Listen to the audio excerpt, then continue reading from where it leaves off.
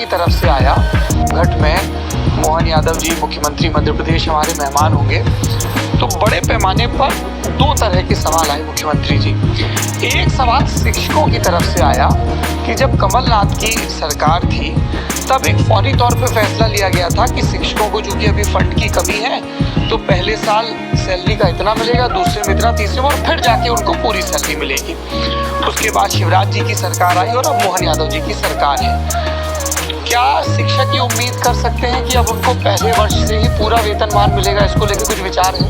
नहीं, दो बातें अलग अलग हैं जी।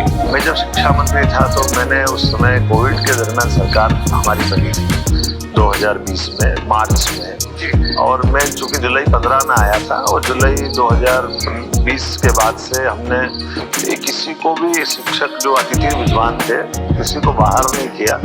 हमने चाहे कोविड का काल हो लेकिन परीक्षा भी करवाई, भले ऑनलाइन करें, क्योंकि शिक्षा की गुणवत्ता में तो इस तरह से लोगों ने कहा कि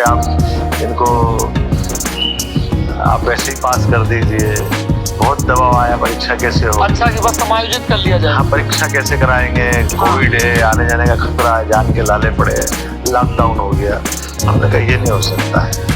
हम अपने बच्चों के भविष्य में केवल उनको ऐसे पास कर देंगे तो ये बड़ा अपराध हो जाएगा। बिल्कुल। हमने कहा भले ऑनलाइन कराएंगे लेकिन ऑनलाइन परीक्षा कराई, व्हाट्सएप पे क्वेश्चन भेजे और घर से आप लिख करके लाओ, पास का हायर सेकेंडरी स्कूल में जमा कर दो, लेकिन लिख के लाने की आदत बच्चों को पढ़ना चाहिए। और पढ़ने की जब लिखने की आदत डलेगी तो स्वाभाविक उसको पढ़ने का जरूरी पड़ेगी। तो मुझे इस बात का संतोष था कि मैंने उस समय उसी समय ये भी निर्णय किया था किसी भी अतिथि विद्वान को बाहर नहीं करेंगे, भले वो घर से अपना ऑनलाइन पढ़ाए। तो एक भी अतिथि विद्वान को बाहर नहीं किया। फिर 30,000 रुपया हमने उनको उस समय वेतन दिया था और बाद में बढ़ा के 50,000 तक कराया था मैंने अपने कॉलेज के शिक्षकों का। और अभी चूंकि नई सरकार का गठन हुआ है, हम इसमें विचार कर रहे हैं कि जो अतिथि विद्वान स्कूल वाले हों, कॉलेज वाले हों, इनके जीवन में ये कैसे समायोजित हो सकते हैं, क्या इनका अच्छा हो सकता है, ये लोकसभा चुनाव के बाद हम बैठ करके उनसे विचार करने वाले हैं। और सरकार गंभीर भी है इसमें। पटवारी भर्ती को लेकर भी मुख्यमंत्री जी दोनों तरह की बात हुई। मैंने जब नौकरशाहों से बात की तो उन्होंने कहा कि भाई ये मुख्यमंत्री ना फैसले लेते हैं, उन्होंने कहा भाई फैसले लो, कोई गलत होगा फैसला तो ठीक कर लिया जाएगा, लेकिन अटका नहीं रहना चाहिए मामला। तो पटवारी भर्ती में भी फैसला आ गया कि साहब हमने टेक्निकल जांच कर ली। विपक्षी कह रहे हैं कि अगर जांच की है तो जांच की रिपोर्ट को पब्लिक तो कर दिया जाए कि उसमें निकला क्या। देखिए, जांच की रिपोर्ट भी पब्लिकली दे दी गई है और जो जांच के न्यायमूर्ति हमारे राजेंद्र वर्मा जी हैं उनका नाम, उन्होंने जांच रिपोर्ट सबमिट कर दी शासन के पास में। कोई भी उसकी कॉपी ले सकता है। अब किसी को घर घर तो जाके दिखाएंगे नहीं ना, तो मीडिया को उपलब्ध कराएंगे वो कॉपी, कोई भी ले लेगा, उसमें क्या है। अच्छा, कोई मना नहीं है। लेकिन ये बात भी सही है कि इतने 9,000 से ज्यादा पटवारी की भर्ती हुई है जी, 8700 पद। हाँ, बहुत बड़े पद है।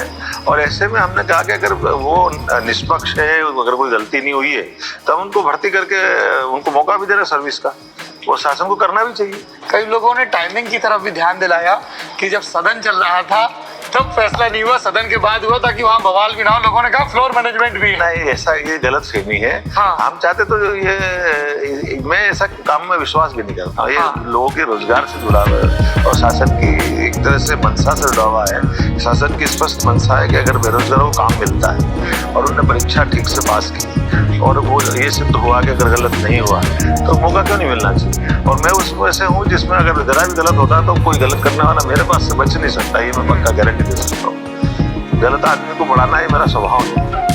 और फिर उस तरह के आरोपों को लेकर क्या सामने आया कि एक ही कॉलेज से 10 में से 7 टॉपर? ऐसा ही हुआ कि उन्होंने इस टाइप से, जो मैंने पूरी रिपोर्ट ठीक से नहीं देखी है, लेकिन इनाम ने कहा कि ये सब बातें इसमें तथ्यहीन पाई गई है। स्वाभाविक रूप से कुछ बातें ऐसे जिसको लगा था उसने बात रख दी, लेकिन ऐसा उसमें कुछ स्पेसिफिक कैंडिडेट्स पे कुछ इंक्वायरी वगैरह नहीं। ऐसा जो पूरी रिपोर्ट यही है कि एक तरह से जो जिस ढंग से परीक्षा हुई वो परीक्षा ठीक ठाक से हुई। मैं अभी जो सरकार की हालिया उपलब्धियों के बारे में देख रहा था तो इसमें ये चर्चा भी आई कि किस तरीके से भर्ती को लेके कि भाई सब ठीक से भर्ती हो, बड़े पैमाने पर भर्ती हो। तो छात्रों के एक वर्ग ने तो इस पर बड़ा उत्साह दिखाया, पर दूसरे वर्ग ने ये ध्यान दिलाया कि कितने पुराने रिजल्ट्स हैं या भर्तियां हैं जो अलग अलग चरणों में अटकी हुई है कहीं हो। लगभग हम आपको बताना चाहेंगे कि हमारे पास आज की स्थिति में लगभग 28,000 के आसपास ऐसी भर्तियां हम एक साथ सभी को ज्वाइनिंग देना है। तो एक साथ बेरोजगारों को इतनी बड़ी संख्या में एक तरह से काम भी मिलेगा और ये भर्तियां जो अटकी थी निराकरण भी कर रहे हैं। उसी के समान हमने कई सारी पीएससी में अपनी लिस्ट भेज दी है बड़े पैमाने पर, जिनके आधार पर अलग अलग डिपार्टमेंट की बड़ी संख्या में भर्ती हम निकाल रहे हैं। और भर्ती निकालने के पीछे भाव ये है कि अगर हमारे पद की उपलब्धता है तो भर्ती क्यों नहीं करना चाहिए। ये अलग बात है कि कई मसलों में कोर्ट के कारण से भी, आरक्षण के अलग अलग इशू के कारण से भी कुछ इशू थे, लेकिन हम सॉर्ट आउट कर रहे हैं कि भाई ये समाधान करके हमको हालत में भर्ती कराना है। मतलब ऐसा कुछ है कि एक बार बैठे सरकार और ये तय कर ले कि भाई आरक्षण को लेके अब ये नीति है, ये पूरे लीगल फ्रेमवर्क में है, ताकि कोई बार बार जाके चैलेंज ना करे और विद्यार्थियों का समय उसमें ना अटके। ये जो अपन कह रहे हैं इसी आधार पे कई सारे लोगों ने जो चैलेंज करते हैं उस कोर्ट के निर्णय के परिप्रेक्ष्य में हमारे सारे लोगों को हमने लगाया भी है कि वो समाधान करें और अल्टीमेटली एक रास्ता तो कोई निकालना ही पड़ेगा जिस आधार पर हमको आगे बढ़ना पड़ेगा।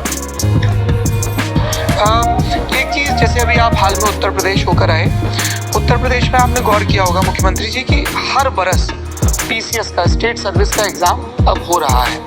मध्य प्रदेश में हम जब भी आए शिवराज जी की सरकार की और उसके पहले कमलनाथ जी की, ये एक बड़ी शिकायत थी विद्यार्थियों की नियमित रूप से भर्ती नहीं आ रही है। अभी आप लगातार देखिएगा, मैंने इस बात पर गौर किया है और जहाँ जिस विभाग में मैं रहा वहाँ तुरंत प्रमोशन, किसी की भर्तियाँ, किसी के ऐसे जो उसके जायज हक के मसले, उसको सबसे टॉप प्रायोरिटी में रखता हूँ और सबसे पहले करता हूँ।